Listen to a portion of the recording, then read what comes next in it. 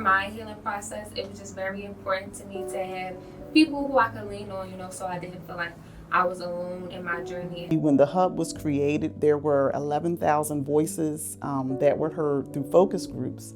One group that wasn't heard in particular was young adults, as much as some of the other groups. And so what intrigued me about the program when I was first approached about it was that these were young people that had either experienced violence, they were victims, or they knew someone who had experienced violence. And so for me, that was a win. The thing that stuck out to me the most is like unintended consequences.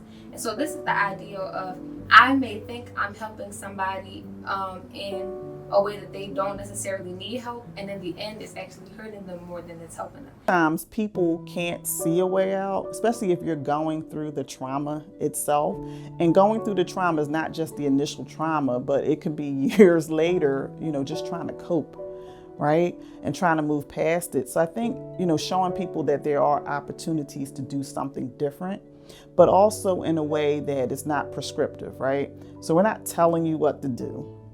We're encouraging you. We're using knowledge that was already gained, that's been tried and true, but also saying, okay, take this and think about your own life and your own existence, and how do you then use that to help your community, right? During the internship, it's just like I learned so much, like how to engage with the community more, and like she said, how like a simple walk in the community, I could be learning more, but at the same time, with all that I do know, it just makes me want to know more and get more engaged, because it's always like change. There's always some kind of work that could be happening in the community. It could just be like personal work, just in my community or my personal neighborhood, but I feel like it's definitely like a twofold.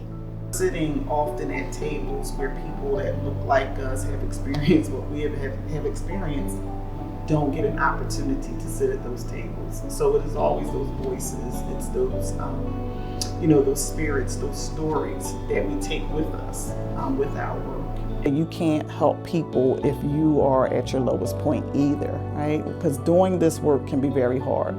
Sometimes you can feel alone. Sometimes you will hit brick walls and you're like, okay, I need to get around this brick wall. You can't always tear it down, but you need to get around it. And so those are skills that I hope Takori did learn. It was a good experience with being like more in the field and going out in the community and learning what the community needs. I did a lot of like window surveys where we would just walk and see the community, like how many places of worship were there, how many like clinics or hospitals did we see, what did the buildings look like, what did the streets look like, and so we could really get a sense of what the people in the community actually needed, like what they were lacking or what they already had, what they can improve on.